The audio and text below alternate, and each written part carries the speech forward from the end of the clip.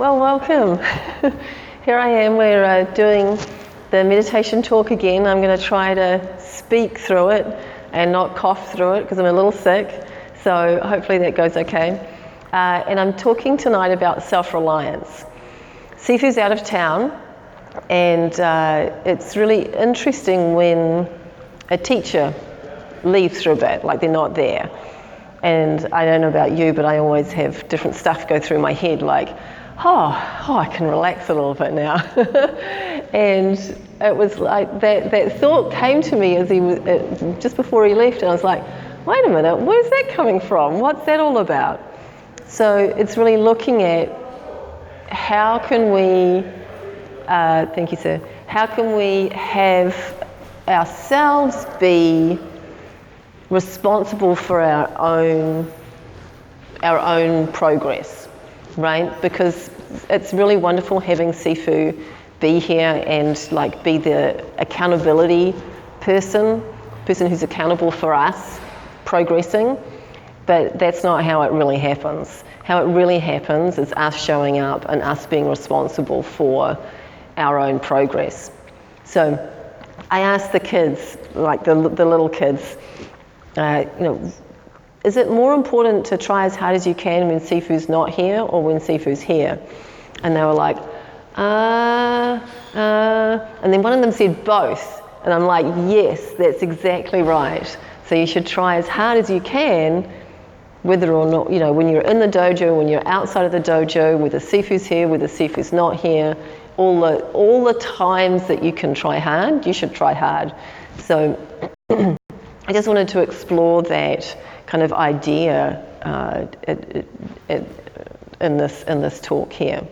So I've got a quote that I found that I really, really liked, and it was, teachers open the door, but you must enter by yourself. So it's a Chinese proverb. I don't know who wrote it. It's probably somebody thousands of years ago. But I really like that idea of like your teacher is showing you the way. I mean, your teacher's saying, look, here's a path that you can travel down. And it's up to you to really take those steps to travel down that path, right? He's not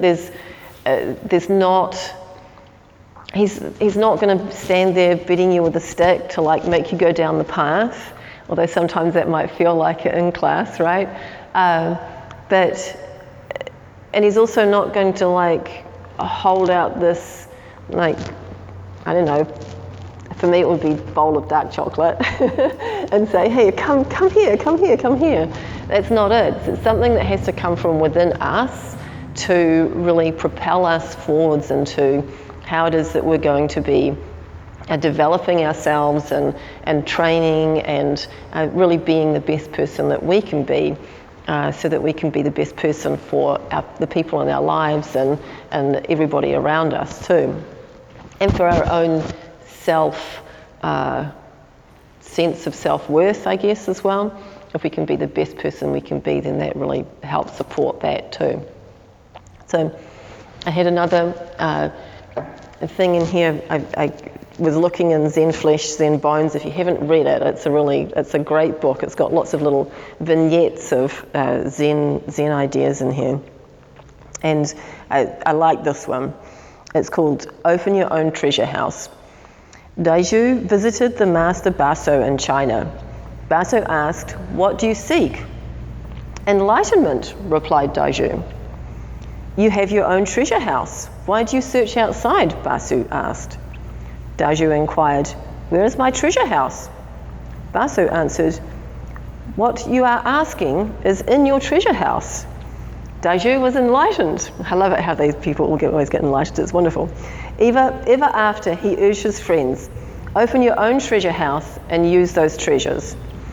So the idea here in terms of self-reliance is that you really have everything that you need inside of you, right? You have everything that you need to be the person that you want to be. And it's allowing yourself to tap into what it is that you have inside of you to be that person that you want to be the best person you can be. And it's tempting to say, it's tempting to say our teacher is making us the best person we can be. It's tempting to say that somebody, or to blame it on somebody else. It's tempting to put it somewhere else outside of you, and that allows you either to not accept responsibility for being the best that you are being. It also allows you to avoid responsibility for not being the best that you can be too. So remembering always that you have what it is that you need inside of yourself, that's not related to anybody else, is really where you can stand in a place of power and stand in a place of resourcefulness, so that you can bring your best self forward. And whether or not your teacher is here, present, in this present space, in your surroundings at that point in time, is immaterial.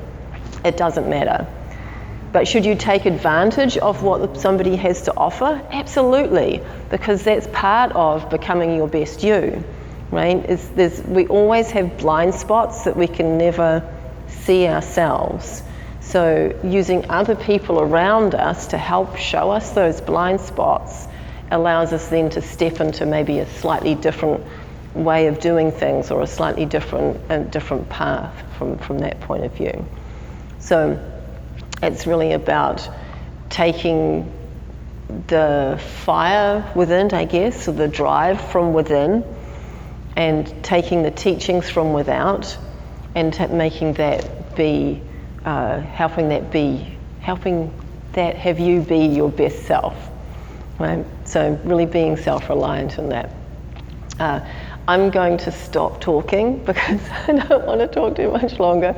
So I really want you to just take those thoughts, take that into your meditation, allow yourself to sit with that, allow yourself to be with, you are all that you need to be. You have what it is that you need inside of yourself to be the person that you want to be. And with that, we'll sit. Thank you.